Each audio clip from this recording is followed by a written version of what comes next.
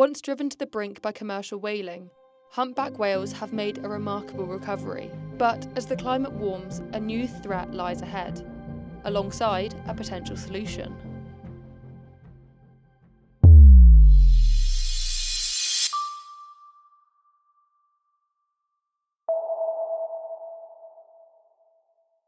An audio series in which we take a deeper dive into the most important stories and biggest headlines from the Oceanographic newsroom. I'm Eva Cahill, the editorial assistant here at Oceanographic, and today's episode takes us to the west coast of the United States, where warming oceans are driving humpback whales into dangerous waters.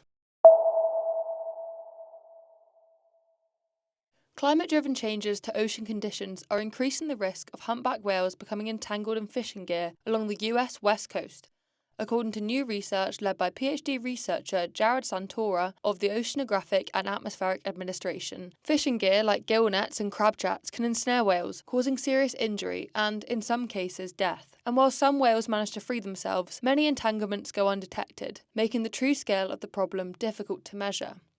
But formal reports show a worrying trend. In 2014, fewer than 10 humpback whale entanglements were recorded. By 2024, that number had risen to 31. So what's driving the increase? For years, scientists have struggled to pinpoint a clear cause.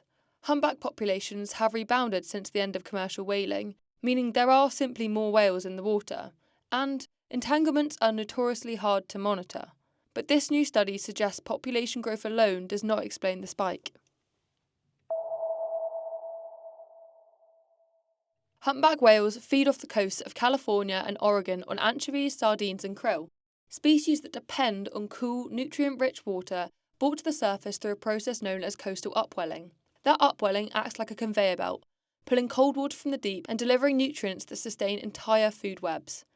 But rising ocean temperatures and recurring marine heat waves are disrupting that system. When warm surface waters suppress upwelling, offshore krill populations decline sharply, and the whales' preferred feeding grounds shrink. This is known as habitat compression.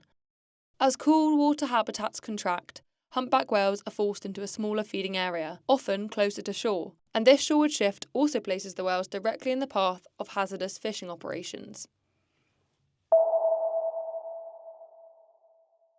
In this new study, researchers from the NOAA used something called the Habitat Compression Index to better understand this shift. This metric measures how much cool water habitat is available in a given year. And they found a clear correlation. Years with less cool water habitats were associated with higher numbers of reported humpback entanglements. The pattern was especially striking during the major marine heat waves of 2015 and 2016. During that period, more than 40 humpback entanglements were confirmed, a record at the time.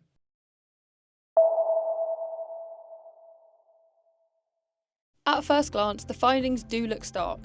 But the Habitat Compression Index can actually predict ocean conditions up to a year in advance, and that forecasting ability could act as an early warning system for fisheries managers, allowing them to adjust fishing seasons, reduce trap numbers, or introduce mitigation measures during high-risk years.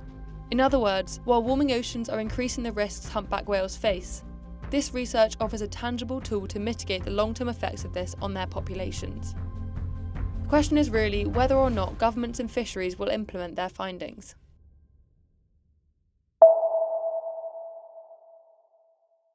If you would like to learn more about this story or other stories related to whale conservation, head to the Oceanographic newsroom and subscribe to this podcast. This has been the Ocean News Podcast. I've been Eva Cahill. Thank you for listening.